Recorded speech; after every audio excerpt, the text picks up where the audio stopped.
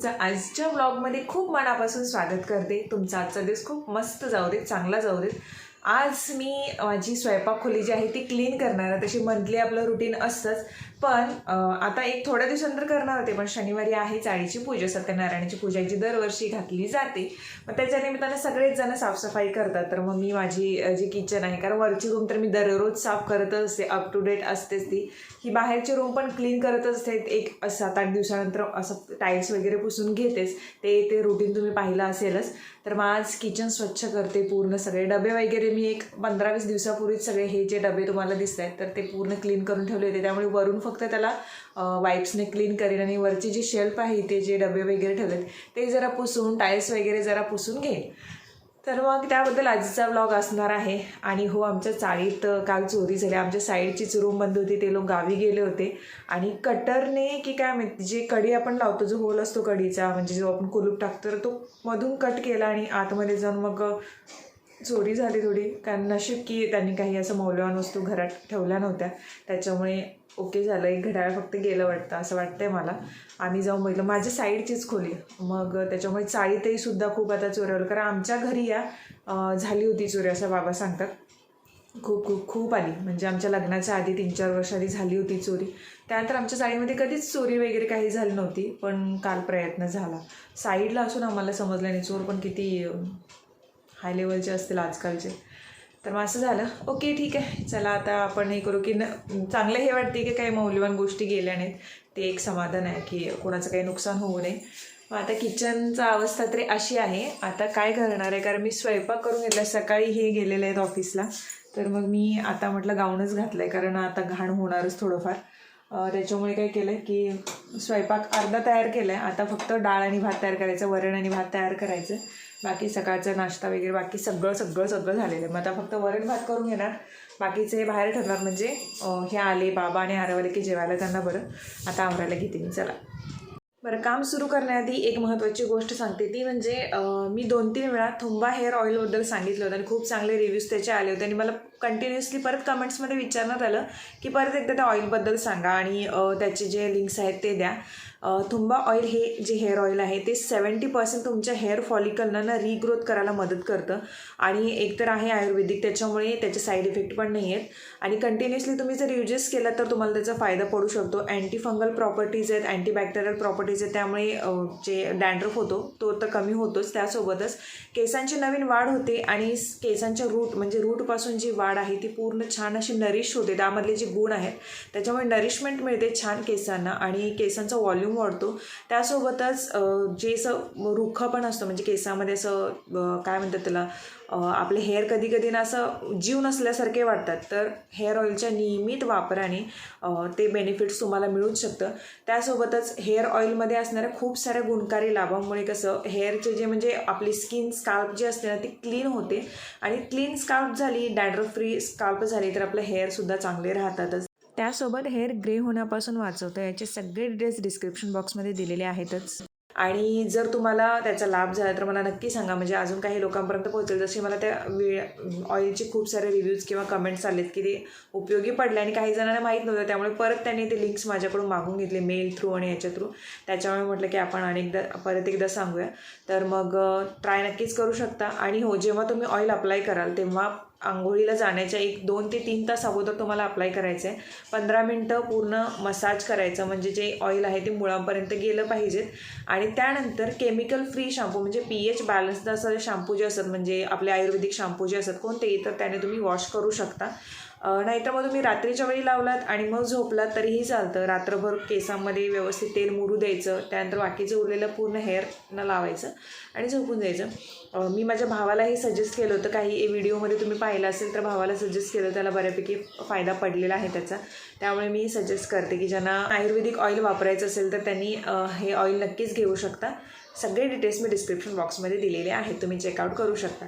चला आता मी आवरते माझी कामं। आज बाबांना सांगितलं की आरवला सोडायला जा, कारण मला खूप काम होतं आज आणि तुम्हाला पसारा दाखवते किचनचा, तो कधी एकदा आवरते असं होते, पण मला जेव्हा स्वच्छता करायची असते तेव्हा मला कितीही त्रास झाला, काहीही मर्ग असेल तसं भारी वाटते की कधी एकदा हे सगळं क्लीन करते आणि छान असं मस्त करते।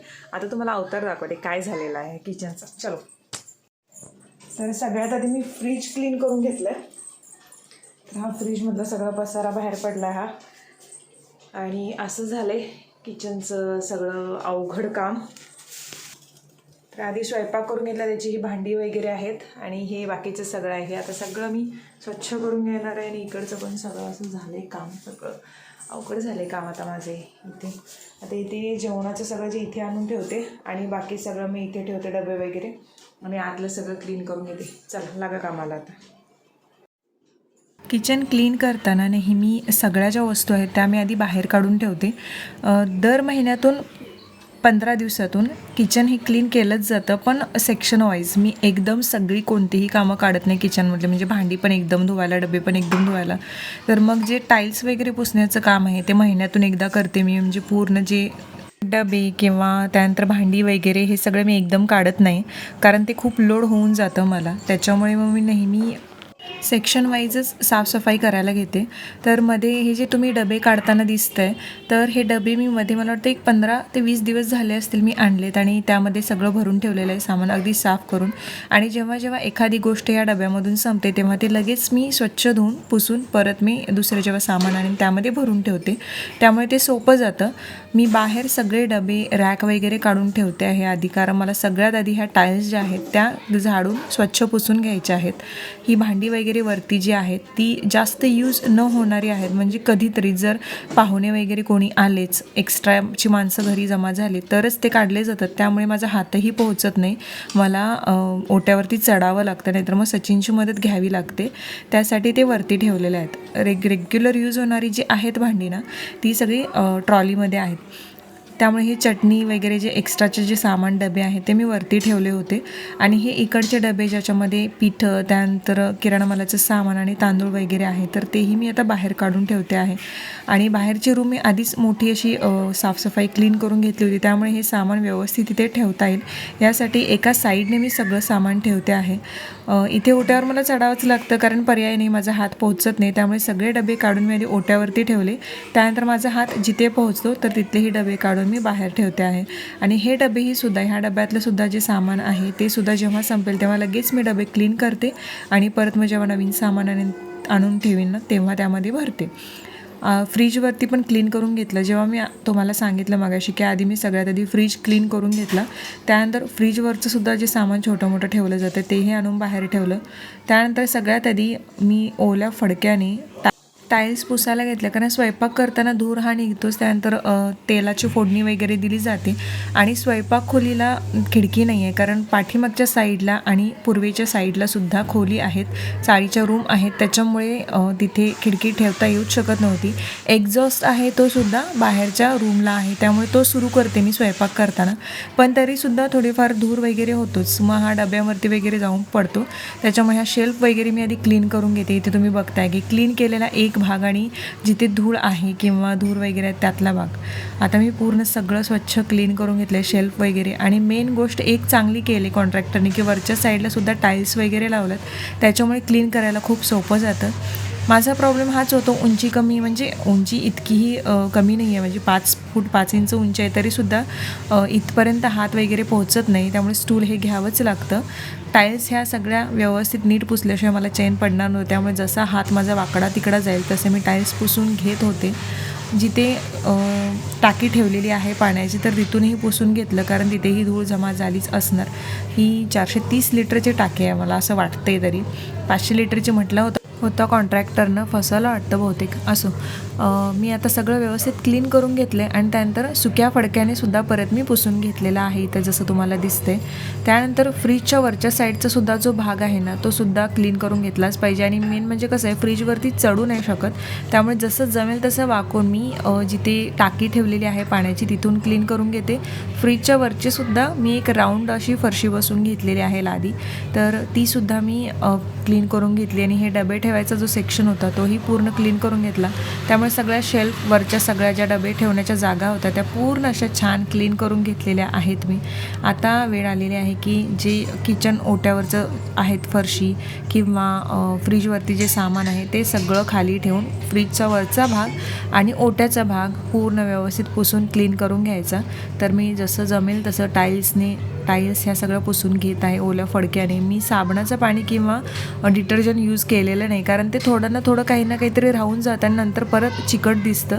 त्याच्यामुळे मग मी काय केलं होतं की जिथे स्वयंपाक करते त्या समोरची जी भिंत आहे तर त्याच्यावरती फक्त मी डिटर्जंटने पहिला साफ करून घेतलं आणि त्यानंतर ओल्या फडक्याने आणि त्यानंतर सुक्या फडक्याने पूर्ण पुसून घेतलं.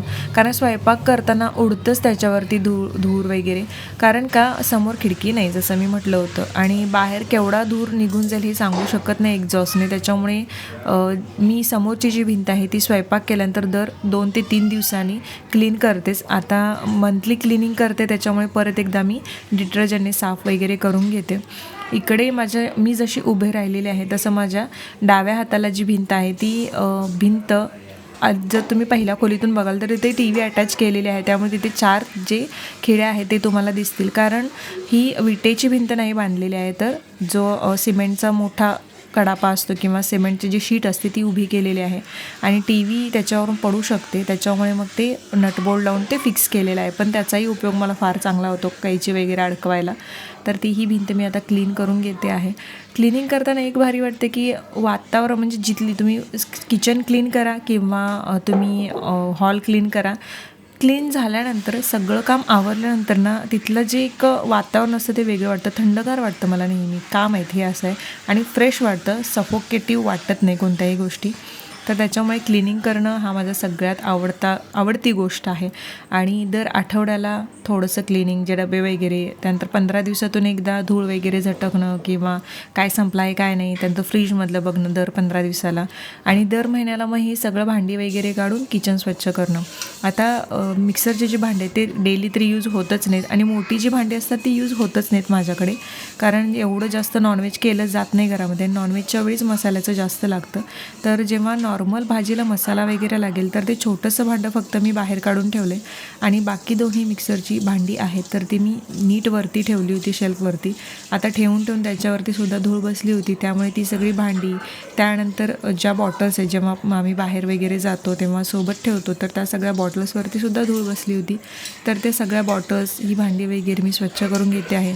त्यासोबतच जे पॅन आहेत, जे नॉनस्टिक पॅन आहेत त्याच्या ज्या वरचा कवर असतात काचेच्या, तर त्यासुद्धा जास्त यूज होत नाहीत, कारण लगेच जसं स्वयंपाक करते तसं आम्ही जेवतोच, त्याच्यामुळे ते ठेवत नाही आम्ही जास्त. झाकून वगैरे झाकायचं असेल तरीसुद्धा ताट वगैरे याचा उपयोग होतो, कारण ह्या काचेच्या ज्या लीड आहेत त्या ठेवायला जागा नव्हता माझ्याकडे ट्रॉलीमध्ये. भांडी वगैरे सगळं क्लीन झाल्यानंतर हे जे रॅक आहेत ज्याच्यावरती मी डबे वगैरे ठेवते तर ते क्लीन करून घ्यायसाठी मी घेतलेले आहेत. आता बाकी सगळ्या गोष्टी क्लीन करून ठेवलेल्या आहेत मी भांडींच्या वगैरे. आता हे सगळं बाहेर आणून ठेवते जेणेकरून हे सुकू देत आणि जेव्हा भांडी लावताना मला जास्त पुसायचा त्रास पडू नयेत. बाकीचं आवरेपर्यंत हे सगळं बाकीचे जे धुवून ठेवलेल्या गोष्टी आहेत त्या क्लीन होतील. आता 2 वाजलेत आणि बऱ्यापैकी किचन सगळं आवरलेलं आहे मी. क्लिनिंग माझं कंप्लीट झालेलं आहे आणि 3:30ला मला आरवला आणायला जायचं आहे, त्याच्यामुळे मी खूप फास्ट आवरत होते सगळं. बऱ्यापैकी छान वाटलं एवढं सगळं क्लीन झाल्यानंतर. आता म्हटलं की ठीक आहे थोडंसं पाणी पिऊया, कारण खूप तहान लागली होती आणि खूप थकवासुद्धा आला होता. म्हणून म्हटलं 1-2 मिनटाचं फक्त नॅप घेते, बसते, पाणी पिते आणि परत ही सगळी भांडी आता लावून घेते. त्यामुळे बसून नीट एक ग्लासभर पाणी घेतलं. पाणी घेतल्यानं जरा ऊर्जा आली, त्यानंतर मग परत काम करायचा निर्णय घेतला. पण सगळ्यात बेस्ट हे वाटतं की एवढा पसारा आपण काढल्याने एवढा पसारा आपण आवरणार आहोत यावरती विश्वासच कधी बसत नाही. वाटतं सोनपरीची छडी असावी जी आपण लहानपणी बघत होतो, ती फिरवावी आणि सगळी कामं व्हावीत, नाहीतर मग ऑक्टोपससारखे 8 हात असावेत जे इकडे तिकडे जाऊन सगळी कामं करतील. हे डबे वगैरे मी नेहमी जसं म्हटलं की दर 15 दिवसाला किंवा डब्यातलं सामान संपलं तर ते धुवून ठेवते आणि परत सामान भरून ठेवते. त्यामुळे आता फक्त मी त्याच्यावरची जी धूळ आहे किंवा काही ही बसलं असेल तर मी क्लीन करते आहे, कारण जसं मी 8-15 दिवसाला हे काढतच राहते. एकदम काढायला गेलं तर खूप काम लागतं, त्याच्यामुळे जसं जमेल तसं मी 8 दिवसाला 10 दिवसाला डबे वगैरे क्लीन करतच राहते. एक दिवस तेही रुटीन मी शेअर नक्कीच करेन. त्यामुळे जे रॅकमधले डबे आहेत ज्यामध्ये डाळी किंवा तिखट मीठ साखर त्यानंतर कडधान्य वगैरे जे भरून ठेवलेले आहेत त्या सगळे मी बाहेरून असं क्लीन करून घेते. हे जे आहेत डबे हे फार उपयोगी पडलेले आहेत मला, कारण का फायबरचे असल्यामुळे सामान कोणतं कशात ठेवलं हे समजतं. इथे आधी मी काय करते की जी न यूज होणारी भांडी आहेत ना तर ती आधी ठेवून घेते आणि कोपऱ्यामध्ये जागा खूप आहे त्यामुळे ती आधी ठेवून घेतली वरती. त्यानंतर हे जे फायबरच्या डब्यात ज्यामध्ये बाकीचं सामान आहे ते लावून घेतले. त्यानंतर कडधान्य, त्यानंतर मसाल्याचे डबे जे छोटे मोठे आहेत तेही एका साईडने लावून घेतले. जे वॉटर प्युरिफायरवरती रॅक आहे त्याच्यावरती, आणि हे सगळे रॅक जे आहेत जे तुम्हाला दिसते आहेत, तर हे रॅक जे लोकल स्टोअरमधून मी घेतलेले आहेत. अशा प्रकारे किचनमधलं सामान तरी लावून झालं. आता फ्रीजवरती मी वुलनचं एक विणून घेतलं होतं. एक साईडला इथे काकी राहतात, म्हणजे त्या बसतात इथं कोपऱ्यावरती, तर त्यांच्याकडून मी विणून घेतलं होतं. प्लास्टिकचं टाकण्यापेक्षा म्हटलं आपण वुलनचं टाकूया, चांगलं राहील, आणि ते ठेवलेत. आणि इथं 3 कासव चिकटलेले आहेत ह्याच्यावरती फ्रीजवरती. जे मी गोव्याला गेली होती तेव्हा घेऊन आले. खूप बेस्ट वाटले होते मला, छान आणि अगदी क्यूट वाटले होते, म्हणून ते तिन्हीही घेऊन आले. ते आता चिकटवलेले आहेत आणि ते सारखे पडतच राहतात. त्यानंतर फ्रीजवरती जे सामान होतं तर ते मिनिमाइज करायचा मी डिसिजन घेतला, आणि वरची जी लादी तुम्हाला दिसते जी इथे अटॅच केले आहेत तिथे मी सेक्शन वाईज ठेवून दिलेलं आहे सगळं.